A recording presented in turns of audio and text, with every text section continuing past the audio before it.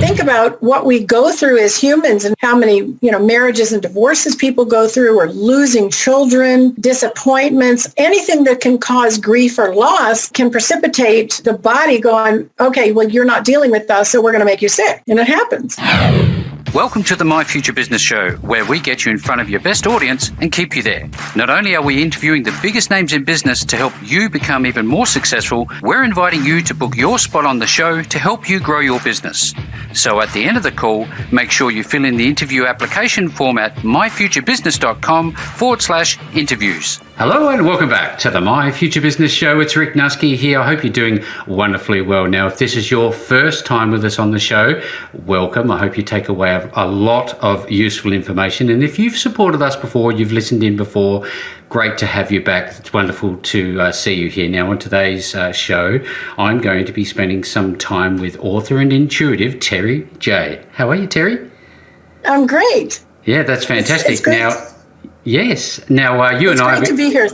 Thanks for having me. Yeah, no, look, it's absolutely my pleasure to have you here. Now, we're going to be obviously talking a lot about the things that we've just spoken about offline, and we're also going to be talking about the process of finding emotional causes of dis-ease and how to release it, along with taking a deep dive into your soon-to-be-released book on intuitive communication. That's going to be very exciting, and that obviously teaches first responders and caregivers how to communicate with those who cannot in different situations. That's a very interesting topic. But before we do any of that, Terri, I would love to learn a little bit more about you. How about we start with where home is? I live in Minden, Nevada. It's in the Carson Valley. So we're one valley over from Lake Tahoe. It's just beautiful. We're about 50 miles south of Reno, Nevada. Yes, fantastic. You got the mountain ranges in the background, have you? Yeah, yes, absolutely. Yeah, huge. I saw them and I thought they are magnificent. What a place to live. I really love it here. We have mild winters, usually mild summers, usually except this one. And I just love it. It's great horse country. Now, I remember when I was in the States driving along through Nevada and thinking what I was looking at on the caps was snow, where in actual fact it wasn't. Is that correct? No, it is snow. It is snow? It's ironic, given that, Nevada and the desert being what it is out there, it's not necessarily, in my mind's eye, the coldest place. So obviously you do get some. Well, those mountains are pretty high. A lot of them are hitting 10,000 feet and higher. Wow. And so in a good wet winter, we'll have snow up there and they'll be skiing through July. Oh, excellent. Now, what drew you to that location? Well, I grew up back in Ohio, back east, right. And then I ended up moving to Las Vegas when my mom moved there after she got divorced. And I spent about 11 years in Vegas, and it was just too hot for a horse person. So I got a job and moved up north and just fell in love with the area. It's just incredible. Now, I've seen a lot of your work, and you've got a lot of people that follow you. You're doing some amazing things, and of which I know very little about. I'm hoping that you can educate both myself as well as the My Future Business audience. But before we jump into the core of the call, Terri, I'd love to learn what you like to do in your downtime. There's obviously lots to do with horses. Would that be fair?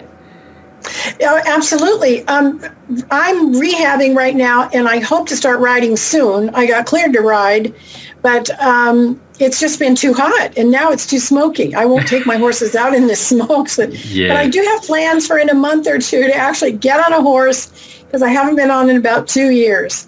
And other than that, I work. I'm a workaholic. Yes. And okay. If I'm not doing readings, I'm writing.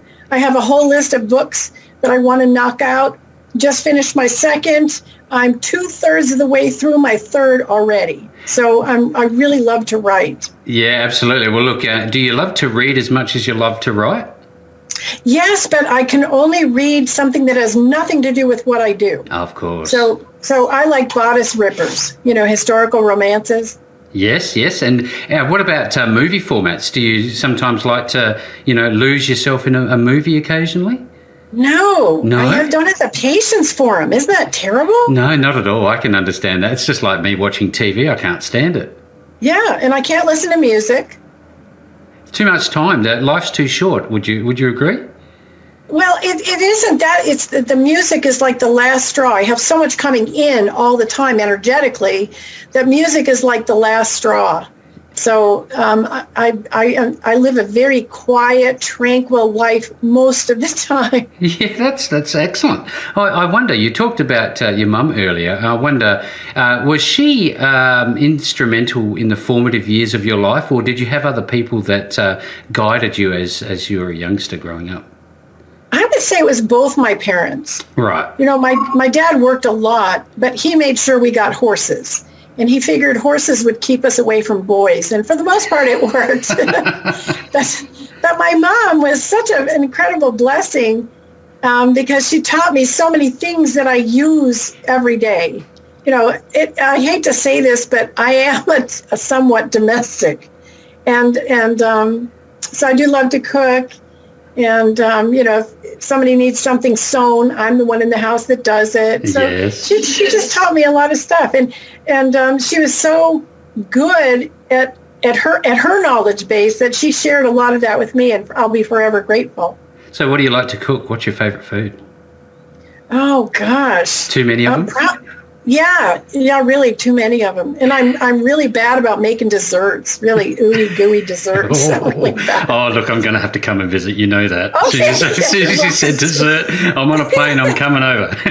Okay. Now, in terms of your gifts, because you certainly have a number of them, I would love to talk about the genesis, I guess you'd call it, the moment that you realise that you have such a gift, because it's not something that you would necessarily know that you had. Would you? Well, I had a couple little inklings. Like when my first husband died, I'd see cigar smoke hanging in the air and nobody was there. Oh. And I had little inklings. I heard stuff from him after he passed. It was very reassuring. But I'm really a down-to-earth Nevada cowgirl. I mean, seriously. So when I had my opening, it was pretty weird. I was doing horseback therapy with disabled kids, and I heard a nonverbal child. He said, ouch, I have a cramp in my hip. And I said, well, here, you sit this way, it'll take the cramp out. And he said, hey, you can hear me. And I looked at him and I said, of course I can hear you. It didn't dawn on me at the time that he was completely nonverbal. Wow. So we continued our horseback therapy, and I took him off the horse and put him back in his wheelchair, and he went back to class. And the gal that was helping me said, boy, he sure is talking great. And I said, well, you know, just because he has cerebral palsy doesn't necessarily mean that he has any kind of an intellectual disability. And she looked at me and she said, Terry, he didn't say a word. He can't, remember? And I always joke that if I was a horse, I would have done a butt fart snort, because they do all three of those things at one time and they're spooked. And I was spooked. So I went into the classroom and they put this pointer on his head, and he had typed out on his computer, horse lady can hear me. Wow. So he had finished that just about the time I got there. And then I stood there and talked to him and realized I was hearing his thoughts. So you could have knocked me over with a feather, really. You know, there's a very famous movie with Mel Gibson in it where he can hear all the females speaking, but they don't know. Oh, yeah, that's me. That's me. That sounds exactly like you. That is incredible. Oh, yeah. Now, I watched on your homepage, Terri, a wonderful video compilation, I guess you'd call it, of all the people that you have helped. You know, everything from the opening where you're working with pets, and then on to larger animals, and then with gold prospectors, which clearly we're very interested in here. Yeah. and even I think it was a gentleman who had something wrong with his home or something going on there. I'd love to talk a little bit about some of those experiences, just to give the audience some context about the work you do. Well, I really want to share with you first, I don't think these are gifts. I think these are abilities that everybody is born with. And we have them in childhood, and we get well-meaning parents that encourage us to shut them off. They say either we have an overactive imagination or we're lying. And both of those we can get in trouble for. So I think we turn it off. Is that intuition that you're thinking? Well, it's intuition, clairvoyance, clairsentience, clairaudience, and claircognizance. And clair just means clear. Clear. So, you know, we have clear knowing, clear feeling, clear seeing, and what did I forget? Did I say clear feeling? I think so. Okay. And clear knowing. So, and intuition. So we have all of those, and we just shut them off so anybody can learn to do this. I believe the only difference between somebody who is interested in this and me is that I've been at it over 30 years. So when you're doing it all day. Of course, you have to hone your craft, don't you? Know, I believe in that 10,000 hour rule. I'm sure you've gone well and above that. That's for sure and certain. Oh yeah. Now, in part of the content that I saw is that you were approached by an individual, and she mentioned that she was having some issues, and you said it's because you are blocking this thought or something to that effect. How is it that this comes about for you? Is it a tingling? Is it just a thought that pops into your head? I'd just love to take people through the experience from your shoes. Well, I've actually developed 7 steps to learn to do this. Right. And I now, because I've been at it so long and doing it all day, 6 days a week now, I can do all of those steps except the disconnect in about 30 seconds or less. And so I'm always on. I forgot to have an off switch. So I do teach it. And when I do my classes, I do teach an off switch. It's really important because otherwise it can really sort of impact you energetically and just become totally draining because you just look at somebody and know everything about them. And some of it's not good. And you could go your whole life without even wanting to know that stuff about them. I'd love to, if I could, Terri, if we could talk about, the energy levels and how being at this, I guess, at the core of all of this and receiving all of this information, be it good, bad or indifferent, and whether or not you want it or not, I guess you get it all the time. What does a day look like for you? What does your routine include to help manage your energy levels?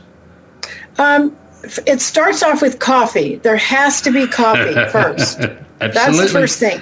And then it's feeding the dogs, getting the horses food inside the house ready, heading out, shoveling manure. I do a lot of that. Yep. And then feeding the horses, cleaning the corrals, coming back in, and then starting my day with, whatever appointments I have. I usually book at least 6 hours a day.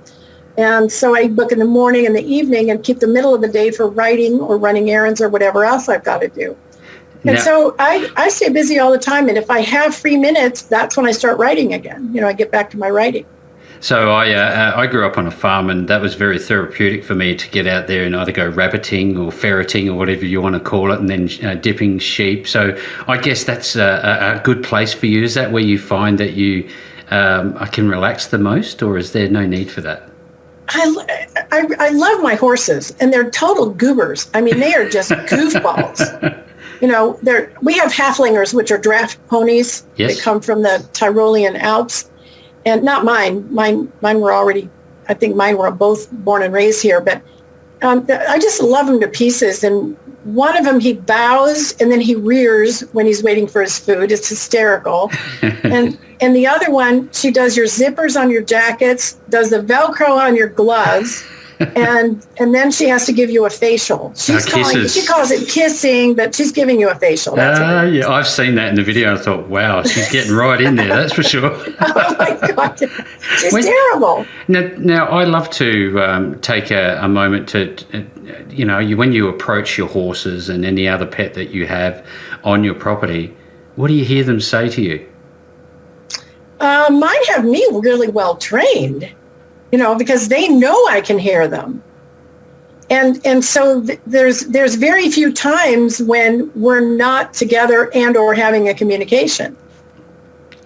So, and my horses are very demanding. My mare, the one you saw me give me the facial. Oh, yeah. She can be really downright rude where she will back into me so that I clean her udder. I mean, back into me and raise her leg. So I will clean her udder if it gets dirty. That's amazing. Now, you have a number of different titles. I'd love to, if we could, just step through them. Then we'll start talking about your books. Horse Whisperer. Is that essentially just an extension of what we've just talked about? It's the same thing. And that's what I love about this, Rick, is it's all the same thing. It's just picking up on energies. Yeah.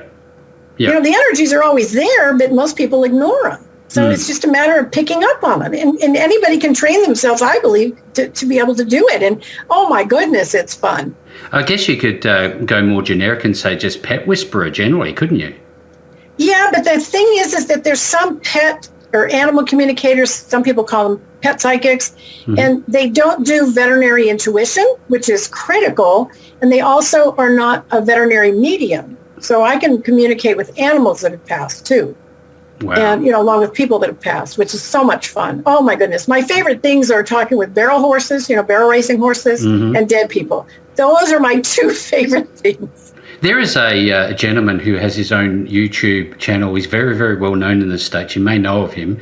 He speaks to the dead and he says, listen, to your right, I have somebody coming through. I believe it's a male. And he says that, he forgot to put his keys away the last time he left. Does this make any sense to you? That's him communicating with somebody who has passed. Is that the sort of same thing that's happening with you? Oh, absolutely. Is that not scary? Difference. No, God, no, because here's the deal. We're 99% energy and only 1% physical. Yep. So when we leave behind our little meat suits, we return to being pure positive energy, right? Yeah. Yeah. So everybody on the other side is absolutely, totally happy. And I get mad at other mediums that they actually go dumpster diving. And what they're doing is they're picking up on the negative energy garbage that a dead person or animal has left behind. And because it looks like, feels like, and sounds like the deceased, they assume it is the deceased. And, they're stuck and they haven't crossed over. And for $5,000, we might be able to get them to the other side. And, there's such BS. Oh, my goodness. Oh, I can only imagine some of the rubbish that comes through. Now, one thing that did pop to mind, Terri, is whether or not you can, and I presume you can, is work remotely. I mean, for example, I'm on the other side of the world. Can you work with people like that? Is it a type of Reiki type of thing almost in a way? No, it's not Reiki. It's just pure energy. And I was so blessed to have two mentors when I started out, a couple of years into it. And I was a mess. I mean, really, I was a mess. I thought I was all that in a bag of chips. I was really a mess. And so these two gals, they really helped me to heal myself and to get out of my own way and to not have an ego, because ego means easing God out. And to just listen for the information without judgment. And so there were no limits put on it. I mean, thank goodness for those, because I'd want them to call me 4 or 5 times a day saying, hey, can you look at this over the phone, right? Yeah. And so I just didn't think about, wait a minute, what am I doing? I'm looking at a house that somebody's looking to buy in New Jersey, and I'm getting foundation issues, and I'm smelling mold, and I'm seeing plumbing and electrical issues, and I would share all that, and all of that was confirmed. Wow, that's incredible. I guess it's made your life a lot easier in some respects personally. Yeah, because even when we bought our house less than 2 years ago, and when I looked at it in the listing on, I think it was one of the real estate websites, I went, I really like this. It's got lots of land, but it's got electrical problems, and there's something wrong with the well. Right. And of course, we paid for an inspection, because I'm not going to just trust my read. No. And there was a hole in some of the casing in the well, and there were some electrical plugs that weren't grounded, and that was it. Other than that, it was perfect. It was perfect. Now, I wonder, I hear a lot of times when people give readings, they have cards. Now, is that your thing, or is that's just a bit out there? What's the difference? No, I'm making a face. I always want to say no gimmicks, just God. Because, this is universal energy. And people call them tools. And I just think, why if you can develop your intuitive abilities and you already have a clientele, why would you use something like that? Why would you use even a pendulum? Gimmicks and toys and stuff. Yeah. And that's what I like. That's what came through to me, because I do trust my own intuition. I take somebody for their face value, and I can quickly pick up whether or not this person's the real deal or not. And I think because I'm open to it, my next question is that for those people that are working with you, I was thinking about this before the call, do they have to have a level of self-belief and be open to suggestions and open to your work to be able to benefit from it? Not really. No. I'm just going to give them what I get. Whether they accept it or not is not up to me. Right. I mean, I always believe in that adage, what anyone thinks of me is none of my business. None of my business, yeah. Yeah. So it frees me up to where I get what I get, without judgment, and I share it where appropriate, because there's a lot of times I get things and guidance immediately goes, wait on. Yep. Don't share that. Don't share right? that. Now, I see a lot of different terminologies here, and I wrote them down. You have the whisperer, the psychic, the medium, the shaman. And No psychic. No psychic? No psychic. No. Right. Okay. I still use it. I do, Rick. I do use it sometimes for pet psychic because it's shorter than saying animal communicator, understood. Yep. Animal medium, and veterinary intuitive. That's a mouthful. So when you say pet psychic, everybody goes, "Oh, talk to my dog." Yeah, no, I understand. I think it's very important for the people that are on the call to get some context, and thank you for clarifying that. But in terms of, I guess, shaman, is it shaman or shaman? We say shaman. Shaman, and how is that different to a medium, or are they the same? No, they're very different. I think a medium, to me, only does communication with the deceased, either animals or humans or both. And I do both. It's really fun. And a shaman, to me, it means healer.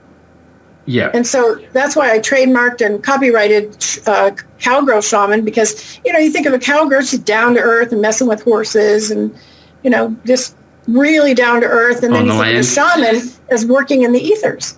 Yeah. Now, I listened to this and I'm fascinated, and I'd love to ask you about, you talk about energy and you talk about being universal.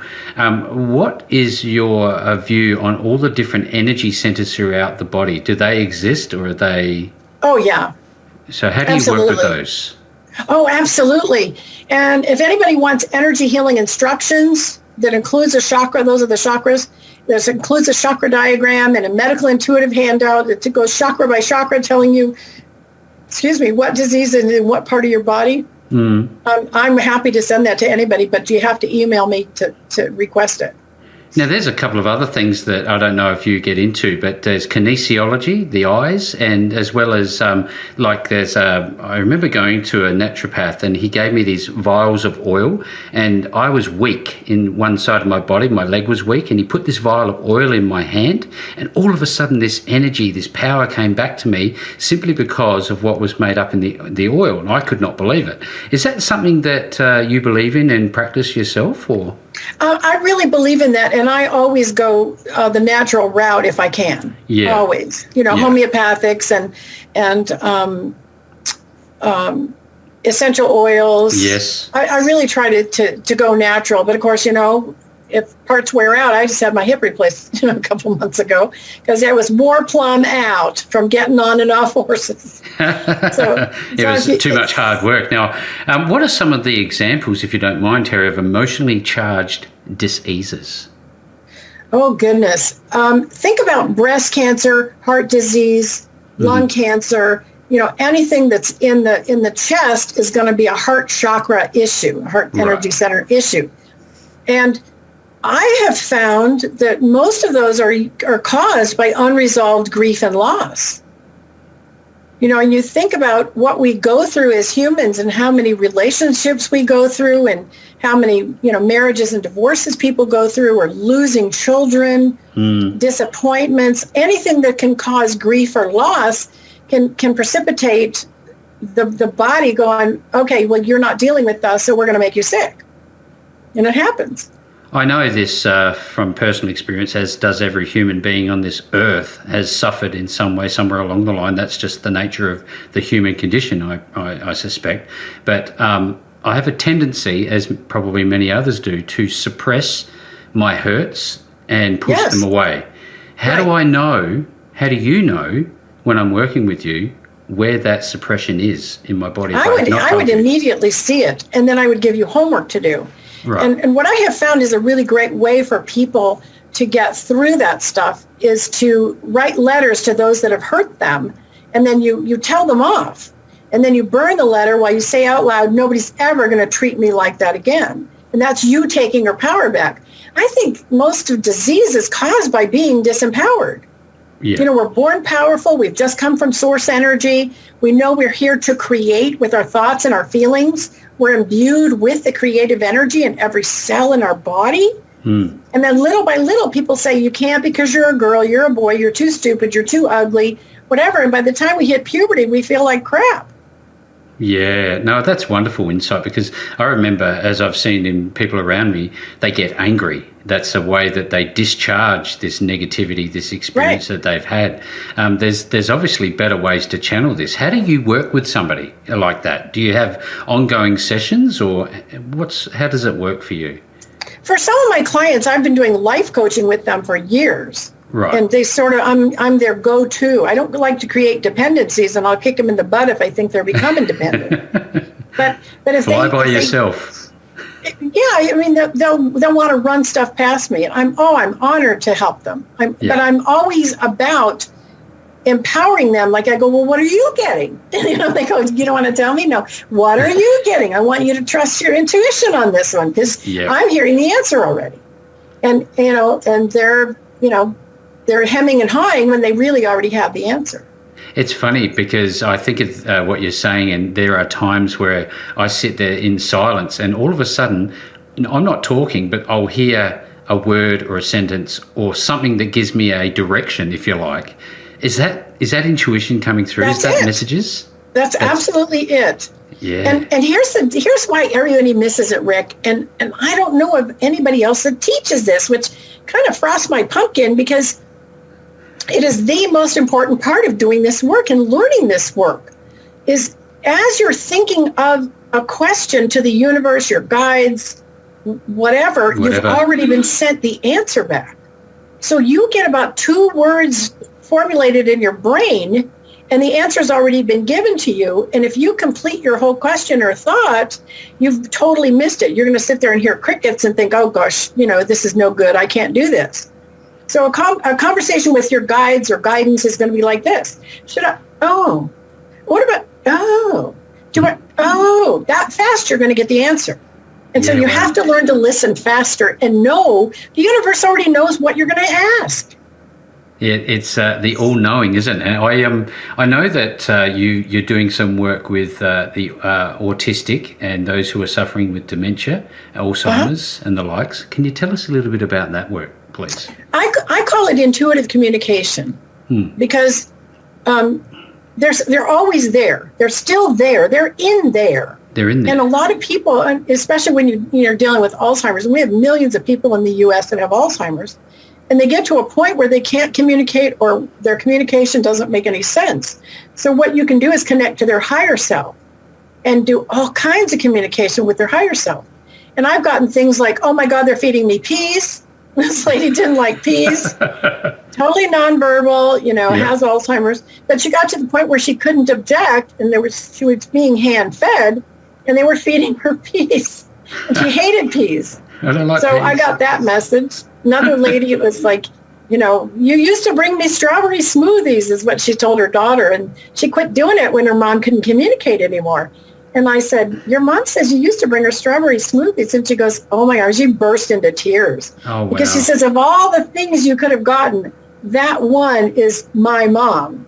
So she started bringing her strawberry smoothies again. Do you find yourself avoiding busy places? Because if this is anything like I think it is for you, like we've talked about earlier, you must just get overwhelmed with all the inputs coming to you. Is it somehow you can regulate this? Yeah, I do, but I look like a person with poor self-esteem because, my eyes are always down. I do not make eye contact. And I've been in a grocery store where one of my friends will run their cart into me because I was not making eye contact. So there was no way they were going to get my attention unless they ran their cart into me. So it's been pretty funny. Now, I know that you are a prolific writer. You love writing. You've got a book and you've got another one coming. Could you share a little bit about your authorship work? I love writing, and I want to really share these abilities. And remember, they're not gifts, they're abilities with everyone, because it can really, really enrich your life and make your life safer and happier. And so the first book has been out, over about 1.5 years now. And that's The Cowgirl Shaman Way, 7 Easy Steps to Develop Your Intuitive Ability. And it goes through a lot of anecdotal stuff, and it's hilariously funny in places. And it teaches you those 7 steps to develop your own ability. So the one that's at my editor right now, and he edits it and, uploads it to Amazon, That one is called Intuitive Communication. And that one's going to appeal to first responders and caregivers when they're having to deal with somebody who is nonverbal and non-communicative, even unconscious or in a coma. Yep. And that teaches them that instead of thinking, oh God, we've got a drunk on the street here, let's kick the crap out of him, they're going to go, wait a minute, this feels like a medical condition to me. Let's see if we can, get some sugar in them, or it's a diabetic thing, and they're going to be able to look at the person differently, depending on what they're getting intuitively by communicating with that person.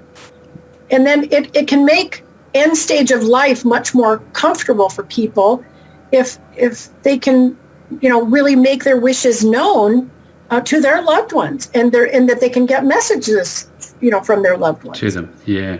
And, looking at life and other people through a new perspective with fresh eyes. That's what I'm taking from this. It sounds like a very, very interesting read. How long has it taken you to write this second book?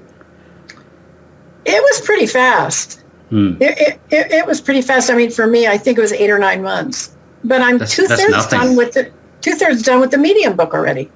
Yeah, excellent. Yeah, They come naturally. I really want to get rid of all the BS that's out there about, when people get negative, they go dumpster diving and get negative stuff from people on the other side, or tell someone, oh, they're stuck and haven't crossed over. That's total BS. It never happens. Everybody pops out of their body and goes, oh, that felt weird. And then they're just full of piss and vinegar. They're just fine. And nothing negative can go to the other side either. Yeah. So if you get anything negative in a medium reading, you better get the heck out of there, because that person that's trying to do the reading for you is dumpster diving. There's a saying I like to share. You are the salt of the earth. You are doing some amazing work, and it's a real credit to you. And I've absolutely loved having you on the show. Now, just very briefly, if we could, Terri, if we could learn a little bit about your website, what people will find on there, and where they are going to go to purchase your books and connect with you. My website is the best place to connect to me. I do have clients in Australia. I have barrel racers in Australia, and I've got my budgie lady. Yeah, fantastic. She's got budgies. So I do. The hard thing for me is they have to figure out the time difference. Yep. That's I leave that up to them. But, my website is www.terrijay.com. That's my name. Yep. And they can email me at terri@terrijay.com. And there's all kinds of goodies on my website. There's a lot of videos. And if you want to have some fun, go to the press kit, which is in the upper right corner. And the last page of the press kit has all kinds of videos and podcasts. And it's got my pilot for my TV show and my sizzle reel for my TV show. And then it's got a little blurb of when I was on Fallon Taylor's video. Fallon Taylor is $1 million barrel racer in the United States. Fantastic. And so I did a reading for her. It was really fun. Now, is that the same location? Presumably you're going to be on Amazon if you're not already. Is that correct? Yeah, my book is on Amazon. The first one is on Amazon, but you can also get it on my website. And if you get it on my website, I can autograph it for you. So excellent. Well, look, anybody who's on the show today, if you've enjoyed what we've been talking about and you connect with this and you want to learn more about Terri and her wonderful work, be it for yourself, your loved ones, your pets, your friends, whomever and wherever you are, definitely reach out to terri@terrijay.com. I will be making sure that links back to Terri and all of her wonderful content are available to you. No matter where you see the post, you will find a link back to Terri. And with that being said, Terri, it's been such a wonderful time spending some time with you on the My Future Business show today. Thank you so much for having me, Rick. You've just been a great host. Thanks for joining us today. If you enjoyed the call, then make sure to subscribe, leave a comment, share us with your friends, and book your spot on the show at myfuturebusiness.com/interviews. And if you're looking for solutions that will help grow your business, then visit myfuturebusiness.com/shop.